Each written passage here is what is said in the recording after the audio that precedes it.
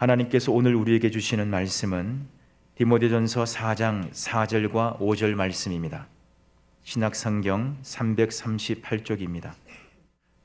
다 함께 봉독하겠습니다. 하나님께서 지으신 모든 것이 선함에 감사함으로 받으면 버릴 것이 없나니 하나님의 말씀과 기도로 거룩하여 짐이라. 아멘. 다드림교회라는 곳을 목회하시는 김병년 목사님이라고 계십니다.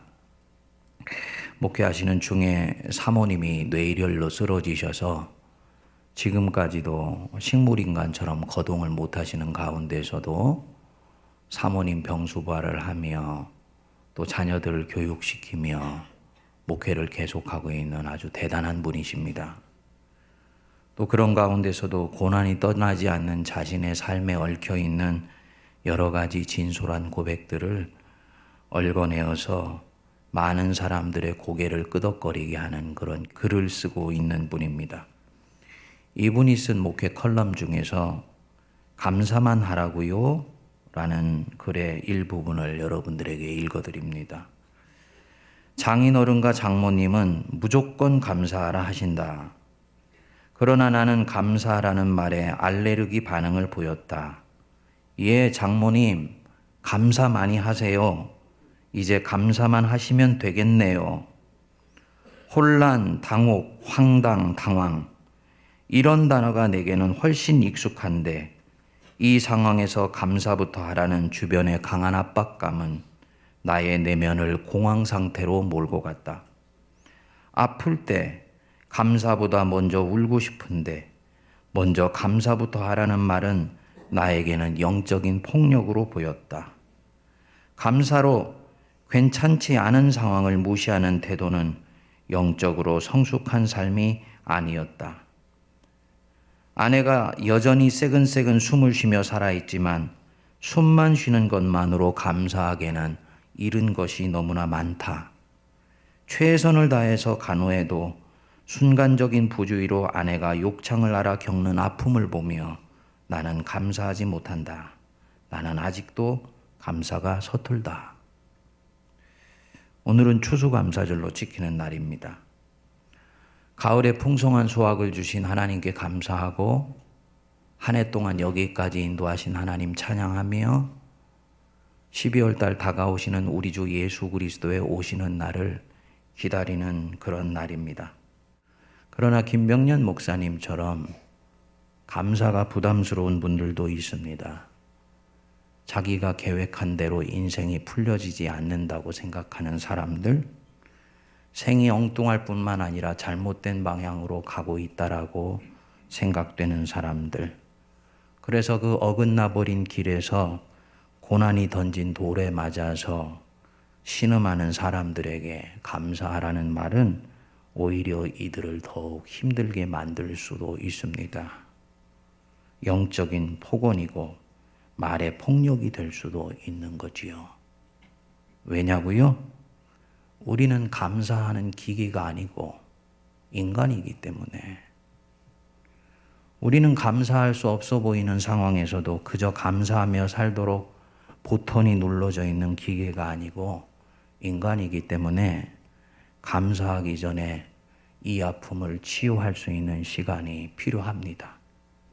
그 시간까지는 감사하라고 말하는 대신에 그냥 좀 놔두고 좀 기다려주고 좀 더 울게 해줘야 할 수도 있습니다. 저는 우리 그리스도인들이 감사에 대해서 잘못된 생각을 하고 있다고 봅니다. 내가 감사하지 않고 불평하면 내가 믿음이 없기 때문이라고 판단하는 것은 그건 건강한 신앙의 태도가 아닙니다. 또 하나님이 그나마 가진 복까지 빼앗아 가실까 봐 두려워서 감사하는 것은 진정한 감사가 아닙니다. 부모를 잃은 자녀, 아파할 자격이 있고요. 아들을 잃은 어머니는 한탄할 자격이 있습니다. 생계가 막막해진 아버지, 자식들 걱정에 지금의 상황을 원망할 수 있습니다. 만일 이런 상황에서 인간적으로는 솔직히 불평이 나오는데 믿음 없다는 말을 들을까봐 혹은 축복을 빼앗길까봐 감사한다면 그것은 하나님이 우리에게 듣기 원하시는 감사가 아닙니다. 우리 자신을 또 다른 마음의 감옥 안에 집어넣는 일이요, 결과적으로는 하늘 아버지를 아프시게 하는 일이기 때문입니다. 우리 하나님은 우리의 인간적인 마음을 잘 아세요. 우리를 창조하신 분이시기 때문에 우리가 고통으로부터 딛고 일어나 걸으며 온전히 회복되기에는 시간이 걸린다는 것을 주님은 아십니다. 그렇기 때문에 아플 때 아야 라고 말하는 것은 믿음이 없는 것이 아니라 인간으로서 가장 진솔한 첫 번째 반응인 것입니다. 그래서 우리 주님, 아파하는 우리 옆에 그분 자신이 함께 머물러 주십니다. 여러분 중에 감사절기인데 아픈 분들이 계시지요? 주님, 여러분 옆에서 같이 머물러 함께 아파해 주시고 계신 것 믿으시기 바랍니다. 그런 우리 하나님이 데살로니가전서 5장 18절에 보면 범사에 감사하라 라고 명령하십니다. 범사에, 즉 모든 일에, 그것이 좋은 것이건 나쁜 것이건 행복한 날이건 불행한 날이건 내 인생에 비가 오는 날이건 햇빛이 쨍쨍 내리쬐는 날이건 간에 네가 모든 일에 감사해라. 그러면서 뭐라고 하시냐면 이것이 그리스도 예수 안에서 너희를 향하신 하나님의 뜻이니라. 감사하면서 사는 것이 하나님의 뜻이라는 거예요. 우리가 깨어지기 쉬운 그릇과 같은 존재들이요, 우리는 아파할 때 회복하기 위해서는 시간이 필요하기 때문에 당분간은 우리가 감사할 수 없다는 것을 아시는 주님이 오히려 범사에 감사하라고 명령을 하시고 있는 것입니다. 상황이 가하는 압박감 때문에 나는 잠깐 감사할 수 없는 가운데 있는데도 너 그럼에도 감사해 라고 명령을 하신다면 거기에는 우리가 미처 깨달아 알지 못한 축복의 비밀이 있기 때문이 아니겠습니까? 최근에 과학적인 연구에 의하면요, 사람이 진정성을 갖고 감사하는 마음을 가질 때는 이 뇌 좌측에 있는 전전두피질이라는 것이 활성화되어서 스트레스를 완화시켜주고 행복감을 가져다 준다 그럽니다. 그리고 이 행복감은 막연한 판타지가 아니고 자신이 지금 갖고 있는 고난의 한복판을 전혀 새로운 각도에서 볼 수 있게 해주는 힘을 가져다 준다는 거예요. 무기력한 생활에 적극적이고 열정적인 태도를 갖게 해주는 힘이 바로 여기에서 나온다 그럽니다. 그러니까 우리가 거짓 감사가 아니고 감사하라고 다른 사람이 명령하니까 감사하는 것도 아니고 감사 안 하면 하나님이 책망하실까 봐, 감사 안 하면 사람들이 나보고 믿음 없다고 얘기할까 봐가 아니라 진정으로 내 마음에서 감사하다 라며 삶을 대하게 될 때 거기에는 고난을 뛰어넘는 능력을 창조주께서 숨겨 놓으셨다는 것을 말하는 것입니다. 여러분, 뭘 말합니까? 감사하라? 이것에 순종하는 것은 율법에 짐을 지는 것이 아니라 우리에게도 좋은 것이고 결국 이 땅에서 천국을 사는 열쇠가 되는 것입니다. 그럼 질문이 나오죠.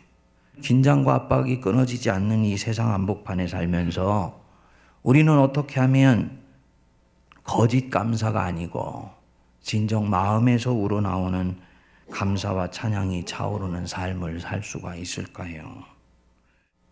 결론부터 말씀드리면 자신에게 일어나는 모든 일을 하나님 앞에서 성찰하며 살아가는 사람은 반드시 인생 전체를 감사할 수 있게 됩니다. 자신에게 일어나는 모든 일을 누구 앞에서? 하나님 앞에서예요.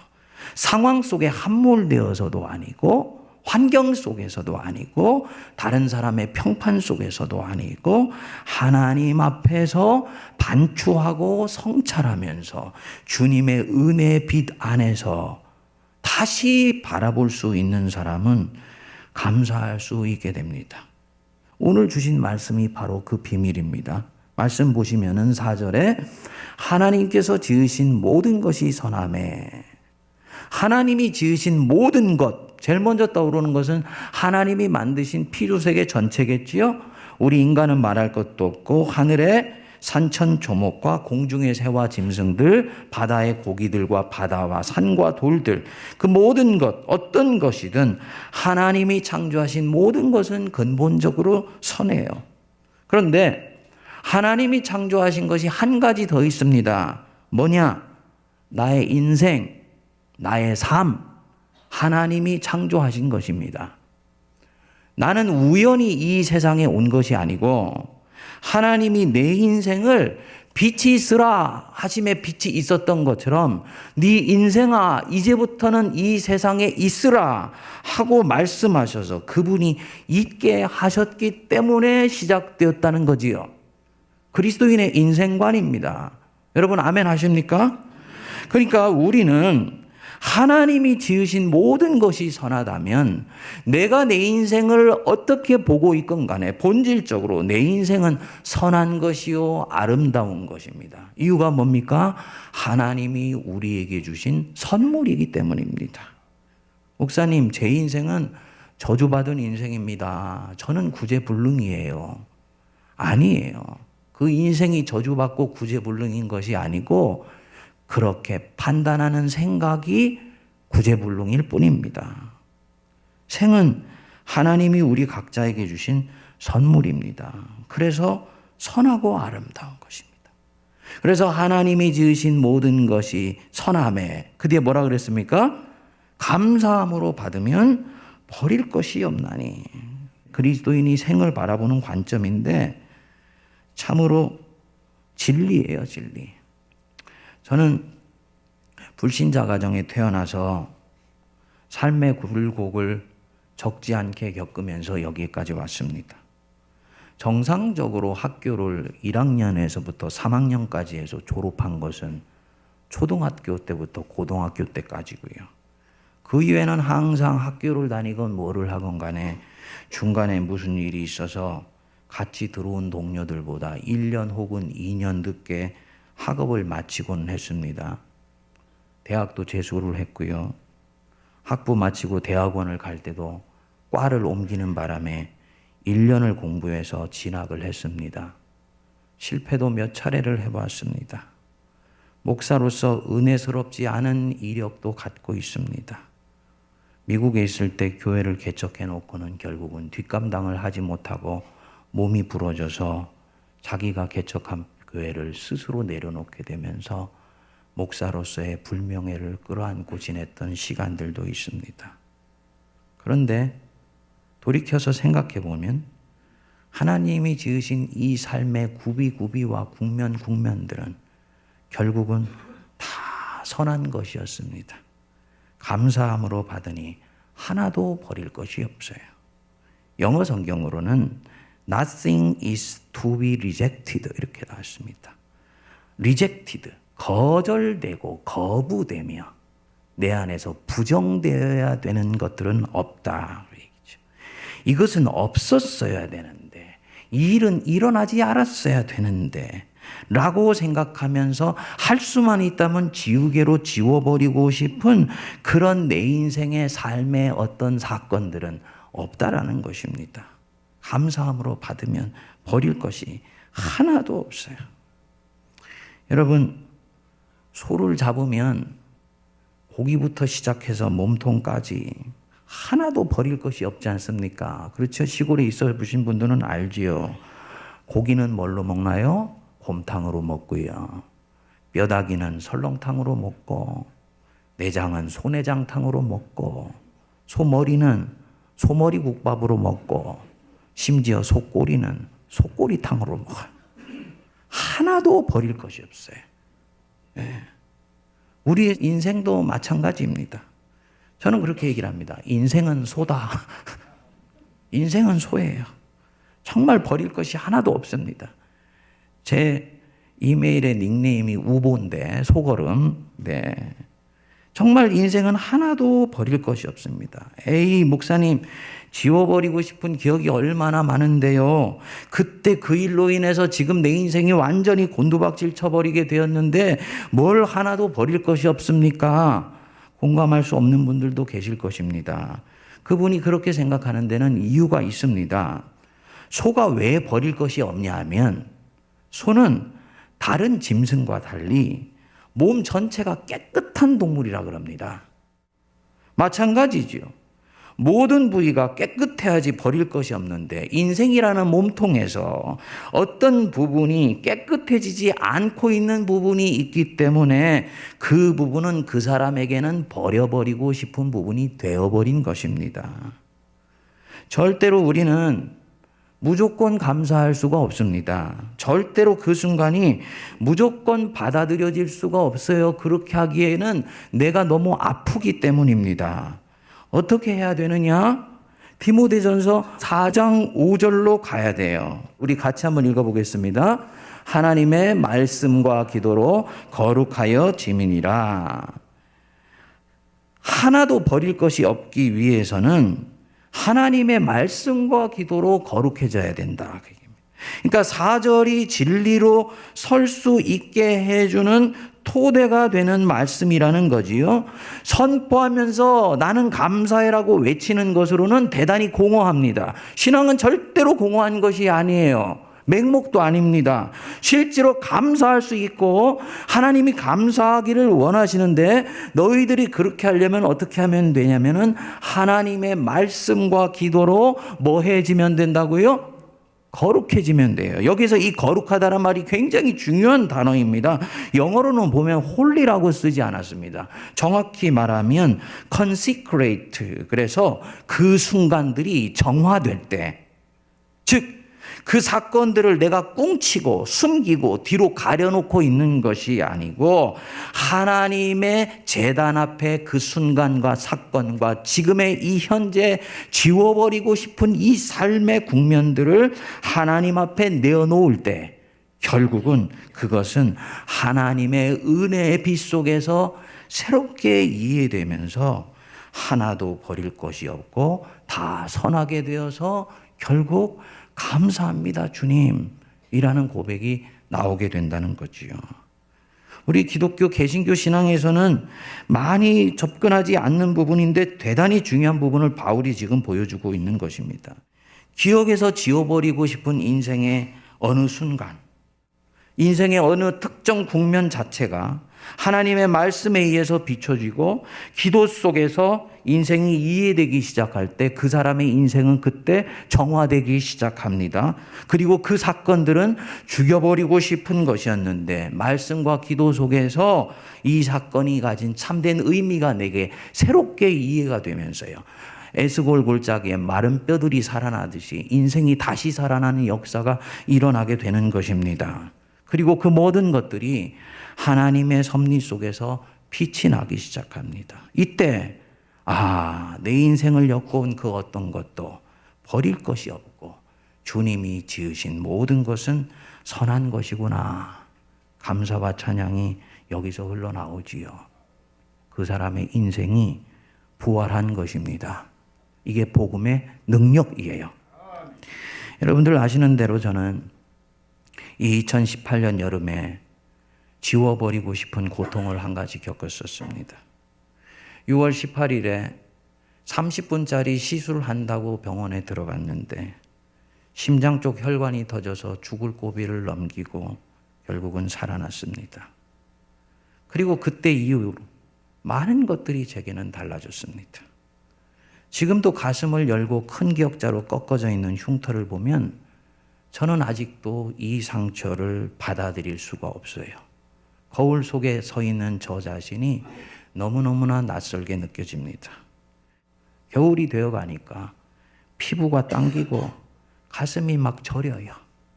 이전에는 갖지 않아도 되는 고통이 6월 18일 날 이후로 하나 생기게 된 거지요.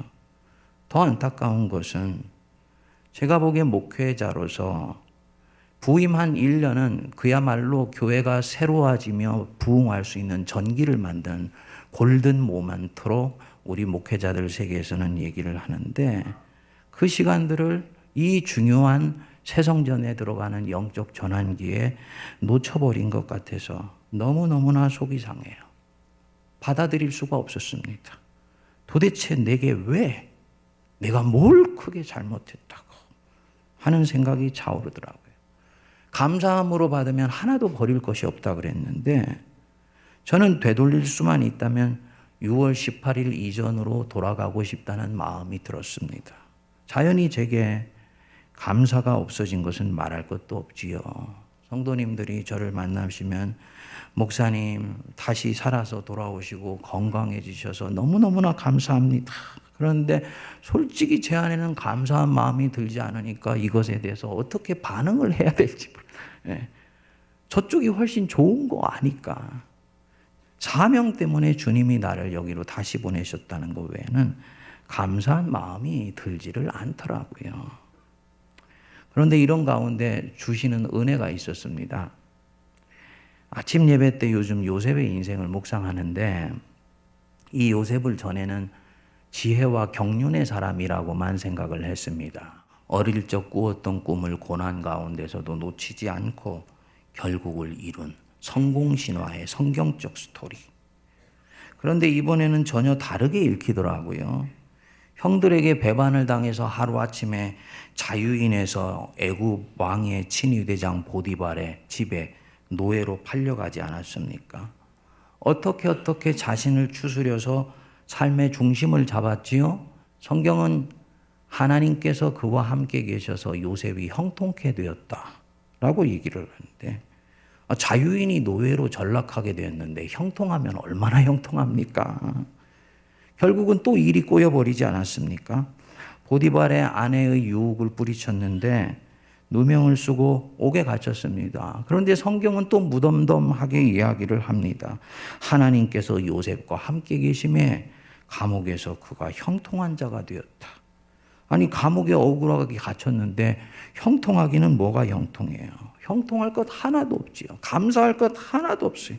이 요셉의 인생은 그야말로 지워버리고 싶은 순간들의 투성이었었습니다. 그런데 이 요셉이 그 감옥에서 자기도 죄수인데 다른 죄수들의 낯빛을 살피고 그들을 돌보고 섬기는 목회자 노릇을 하더라고요.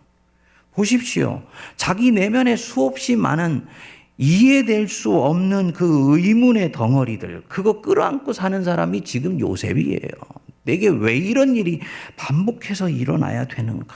그게 해결되지 않으면 요셉같이 똑똑한 사람들은 한 발도 앞으로 나갈 수가 없습니다. 자연히 자기 감당하기도 급급한 상황이 되는 것이지요. 근데 그런 사람이 죄수인데 다른 사람을 돌본다? 어떻게 그럴 수 있을까? 자기 정리가 끝났던 것입니다. 자기의 지금 이 순간을 수용하고 감사하며 살아가고 있기 때문에 타자를 향해서 열린 삶이 가능했던 것입니다. 이 요셉이라는 사람 어마어마한 믿음의 사람이었구나. 자기 조상들과 달리 하나님을 한 번도 환상으로건 꿈으로건 대면해서 본 적이 없는데 신앙이 완전히 내면화되어서 그야말로 믿음의 삶을 이미 세포 속에 박아놓고 살아가고 있었던 사람이구나.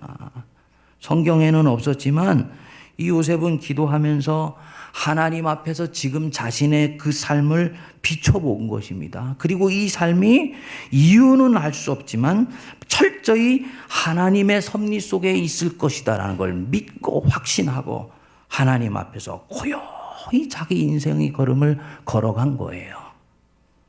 이때 제 안에 나지막한 질문이 올라왔습니다.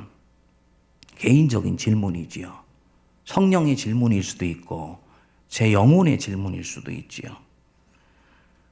하나님이 네게 허용하신 일들 중에 결과적으로 잘못된 것들이 있었더냐? 무슨 말이냐면요. 그날 6월 18일의 일이 원수가 한 짓이건 네 죄 때문에 일어난 것이건 혹은 그야말로 사건 사고이건 간에 그것은 하나님이 허용하신 것인데 그렇게 네 인생에 일어난 일들 중에 결국 일어나지 말았어야 되었는데 일어난 일들이 있었느냐? 생각해 보니까 없었습니다. 그때 그 순간은 궤도에서 벗어난 것 같고 잘못되어져 가는 것 같았지만 결국은 다 제게는 잘된 일이었습니다. 하나도 버릴 것이 없었어요.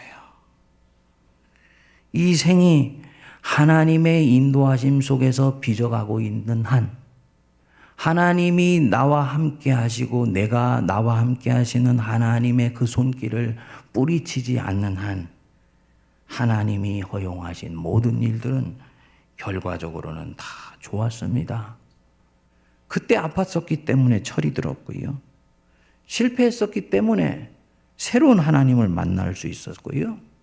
저 같은 경우는 안전한 품을 빼앗겼기 때문에 더욱 좋은 영혼의 본향을 만날 수가 있었습니다. 심지어는 고등학교 때 불교라는 이교의 발을 담궈 봤기 때문에 기독교 복음이 얼마나 위대한 것인지를 확신을 가지고 여러분들에게 말씀드릴 수가 있습니다.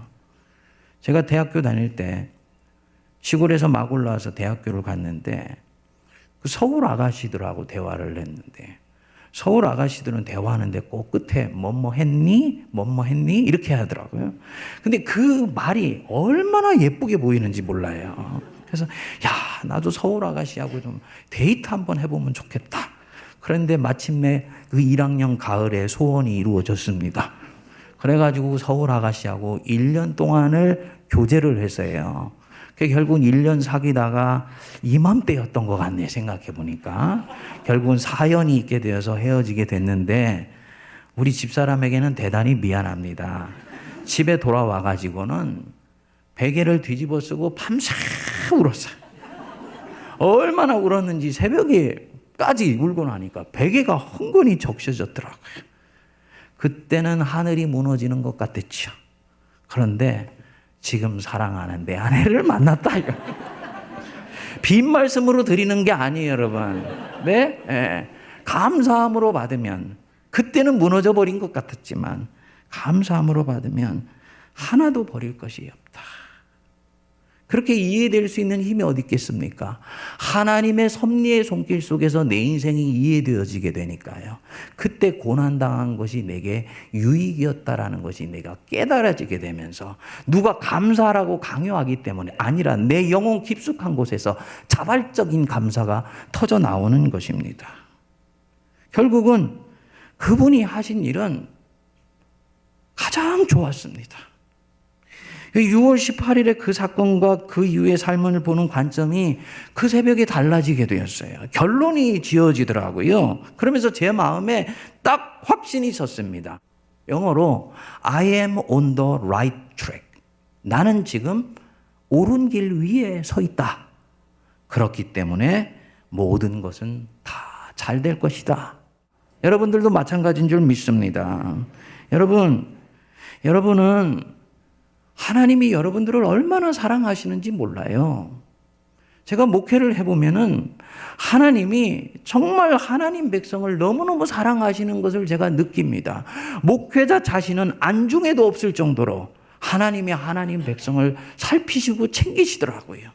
목회자 자신은 수욕을 당하거나 때로는 능욕을 당할지라도 당신 백성을 살리기 위해서는 하나님은 바둑으로 치면 모양새라는 것을 가리시지를 않더라고요. 사랑하기 때문에 아픔도 허용하시고요. 영적인 광야도 지나가게 하십니다. 저와 여러분들이 야곱처럼 리브가라는 그 어머니의 따뜻한 품 안에서 영원히 살 수 있을 것 같은 어린아이 믿음으로 있기 때문에 주님이 쓰시기 위해서 그 안전한 품을 떠나게 하고 바다나람이라는 인생의 험악한 세월 속에 밀어 넣으시기도 하세요.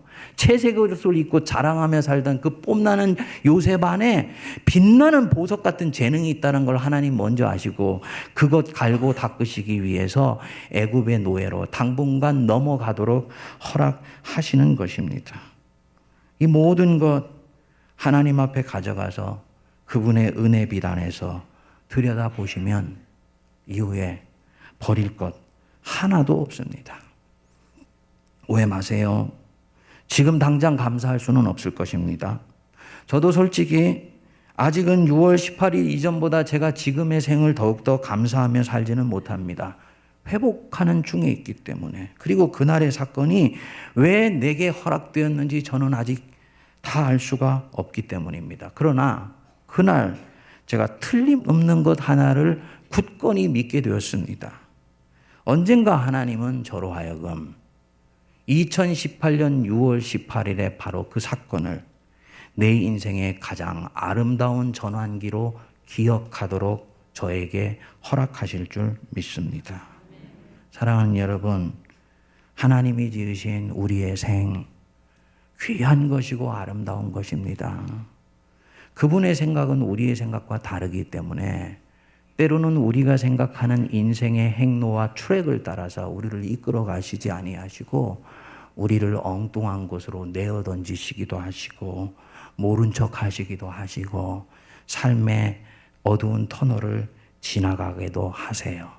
그러나 감사함으로 받으면 하나도 시간이 지나면은 버릴 것이 없게 되니 그 사건들을 하나님의 말씀과 기도 속에서 정화하며 주님의 섭리의 속길 속에서 이해하게 될 때 하나님은 그 모든 것들을 감사의 재료로 받으실 줄 믿습니다. 기도하겠습니다. 살아 역사하시는 하나님 아버지, 은혜를 감사합니다. 우리에게 인생을 선물로 주시고 그 선물로 주신 인생을 아름답게 살아가게 하시려고 이 땅에 보내셨는데 우리는 때로는 악하며 때로는 연약하며 때로는 죄 중에 있고 때로는 세상의 악에 삼켜진 바 되어서 어두운 삶의 시간들을 보내는 때가 있으며 또 그저 무덤덤하게 예수 믿고 지내는 경우가 있습니다. 우리의 감사는 무뎌졌고 우리의 감사는 그저 공허하며 그렇게 이 시간에 드리는 저희들의 감사에는 영혼이 없는 입술의 고백인 것을 주님께서 아십니다. 그러나 주님, 오늘 말씀 속에서 도전 주셨으니 다시 한번 우리 인생의 이 순간들을 하나님의 은혜 가운데로 가져가게 하여 주시고 하나님의 손길 위에 올려드리게 하여 주셔서 말씀과 기도 속에서 정화되며 깨끗해지며 순결해지며 새로워지며 온전해질 수 있도록 은혜를 내려 주옵소서. 예수님 이름으로 기도하옵나이다. 아멘.